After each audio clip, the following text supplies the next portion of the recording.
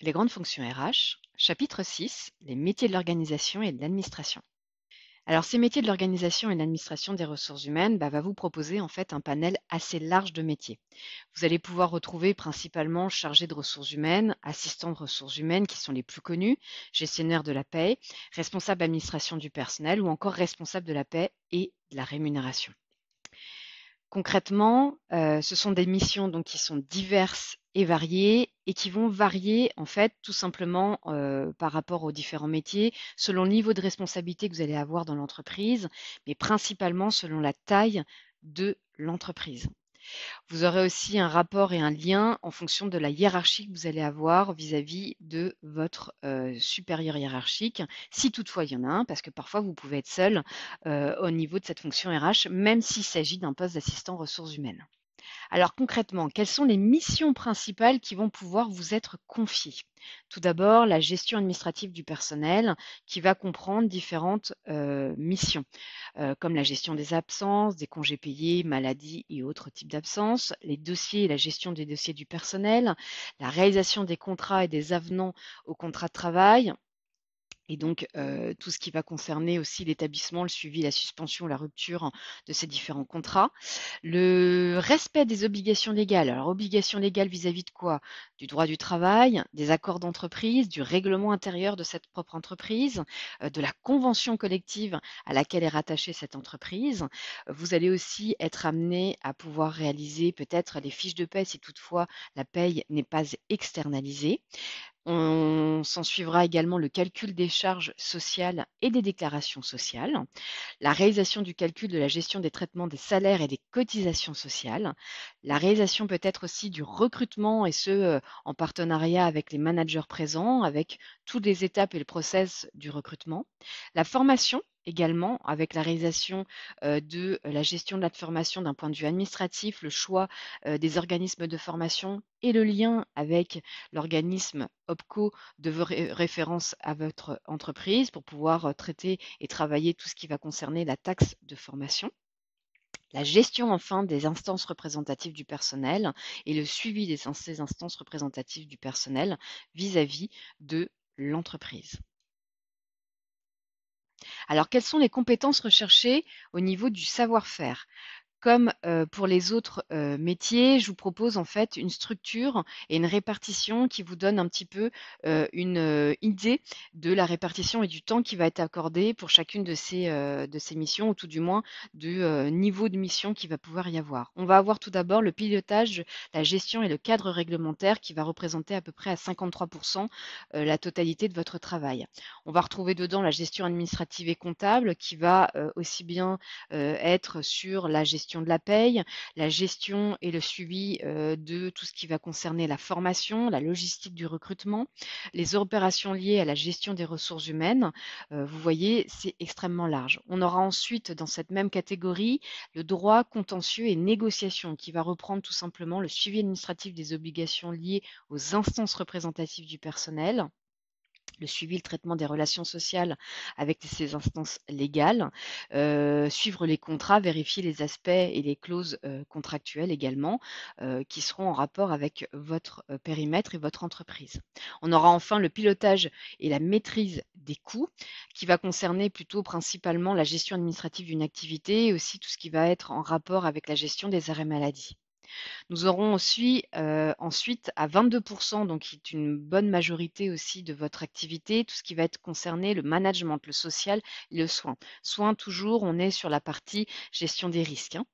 Vous aurez donc le management, si toutefois vous avez une équipe, être amené à gérer cette équipe et le management et la coordination de cette propre équipe, parce que peut-être que vous allez avoir sous votre volet RH un alternant ou une stagiaire ou peut-être une autre assistante.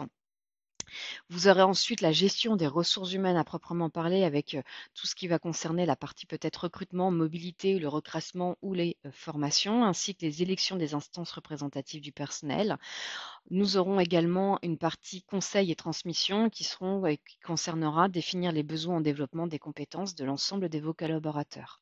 À 13%, vous aurez aussi des missions dédiées à la communication, la création, l'innovation, les nouvelles technologies qui seront aussi une partie importante de votre activité, avec la communication et la partie multimédia qui concernera peut-être les différents entretiens et la communication dans l'entreprise que vous allez pouvoir avoir. Tout ce qui va concerner les nouvelles technologies, la data, on sera surtout sur la gestion des bases de données que vous aurez à traiter et les données et le caractère des données de l'ensemble de vos collaborateurs. À 4%, donc dans une moindre mesure, on va retrouver la production, la construction, la qualité et la logistique. Qualité va quand même être un terme assez important dans votre activité. Qualité de quoi? Alors la gestion de la qualité pour actualiser les processus RH, les méthodes et les outils de gestion. On aura aussi à 4% le développement économique.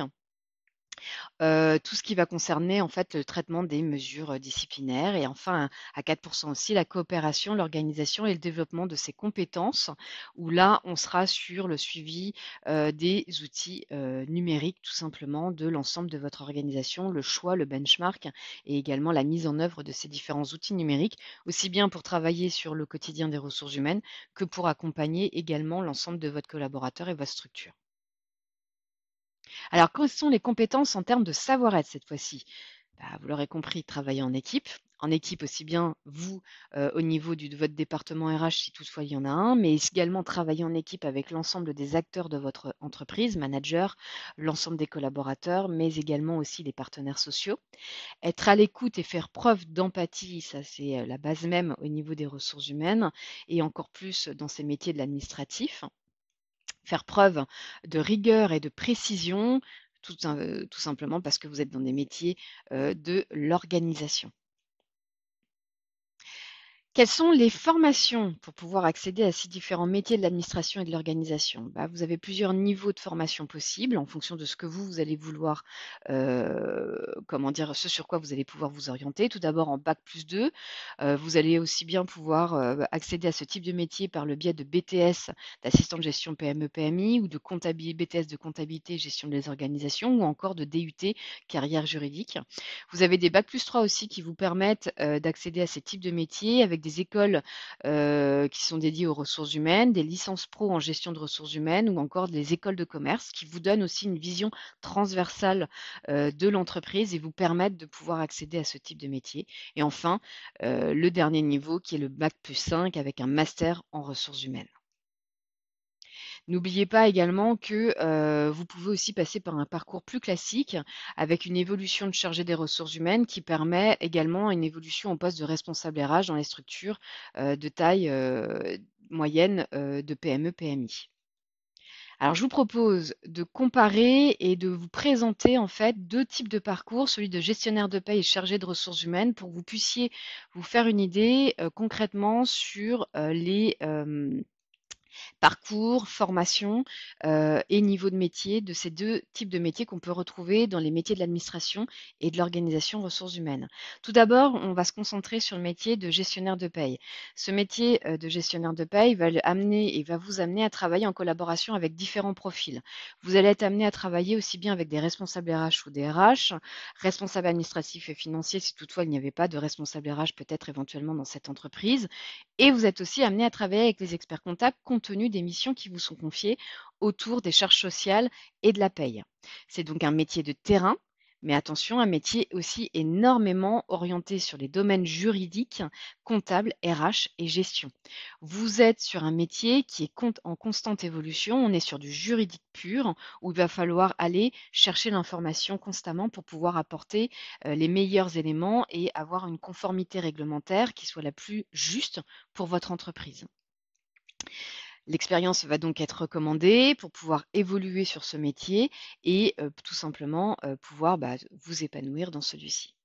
Concernant le métier de chargé de ressources humaines, il va vous permettre d'aborder un panel large des aspects des ressources humaines. En effet, vous allez pouvoir traiter aussi bien de la gestion du personnel que de la partie formation ou du recrutement. Tout ceci, en fait, va dépendre de l'entreprise dans laquelle vous allez être, ce qu'elle va vous confier en termes de mission et surtout les thématiques sur lesquelles elle va être amenée à travailler. Vous allez être amené à accompagner cette entreprise et peut-être à déployer d'autres types de missions au fur et à mesure du temps en fonction de l'évolution de cette propre entreprise. On va retrouver ce type de poste plutôt dans les grandes et moyennes entreprises pour assister le responsable RH ou le DRH. Néanmoins, vous pouvez aussi les trouver, ce poste de chargé de ressources humaines, dans des structures plus petites et où vous êtes amené à être seul à cette fonction sans supérieur hiérarchique. Ce poste, on va le retrouver dans tous les secteurs d'activité, quels qu'ils soient, comme l'industrie, le commerce, le service ou la communication.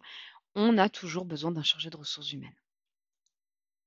Toujours, c'est sur ces 2 profils, gestionnaire de paie et chargé de ressources humaines, quelles sont les évolutions possibles? Pour gestionnaire de paie, vous pouvez accéder suite à ce métier et à l'expertise que vous aurez pu acquérir, à des postes de responsable de la paie. Vous allez pouvoir aussi, être amené à être DRH ou encore collaborateur de cabinet d'experts comptables. Pour les métiers de chargé de ressources humaines, vous pouvez amener par la suite à être dans le management des ressources humaines, dans le conseil en emploi et insertion professionnelle, dans les métiers de la formation également, ou les métiers du recrutement. En effet, ce métier de chargé de ressources humaines étant tellement diversifié, vous allez toucher tellement de thématiques distinctes que vous allez pouvoir vous orienter après peut-être avoir une expertise dans un domaine qui va vous intéresser plus par la suite. Alors, quels sont les niveaux de rémunération? On aura toujours en tête que le niveau de rémunération va varier et va dépendre toujours de la taille de l'entreprise, du secteur d'activité dans lequel vous êtes et de la zone géographique où vous vous situez. En effet, vous allez pouvoir avoir une fourchette qui va être assez large de 1 747 € à 2 618 € qui sont les dernières sources de France Travail sur à peu près 80% des offres d'emploi et qui sont présentés sur France Travail et qui ont une proposition de rémunération. Vous voyez, le panel est relativement large pour la simple et bonne raison que tout ça va dépendre de la taille de l'entreprise et du nombre de collaborateurs que vous allez avoir à gérer, donc de votre périmètre, du secteur d'activité également et la zone géographique. Quelles sont les entreprises qui vont embaucher le plus ce type de profil? On sera plus sur les petites structures, composées également à 63%, mais également les structures aussi plus importantes de 50 à 250 collaborateurs. Ayez en tête que le tissu économique français, pour pouvoir vous donner une idée, que le tissu économique français est composé principalement de TPE-PME. C'est la raison aussi pour laquelle on est plus orienté sur les petites structures. Néanmoins, ce type de poste se retrouve principalement quand même dans les grandes entreprises et entreprises de taille moyenne. Alors que retenir? Pour ces métiers de l'organisation et de l'administration des ressources humaines, ce sont des métiers aux missions diverses et variées, qui vont pouvoir travailler sur un périmètre de mission qui varie selon la taille de l'entreprise, ne l'oubliez pas, et donc le nombre de collaborateurs. Le métier au cœur de l'administratif et de la gestion quotidienne des ressources humaines, ce sont vraiment des métiers qui sont à proprement parler au cœur de l'administratif, et comme vous l'aurez compris, des métiers aux dimensions multiples. Je vous remercie pour votre attention et je vous propose de nous retrouver sur le prochain chapitre.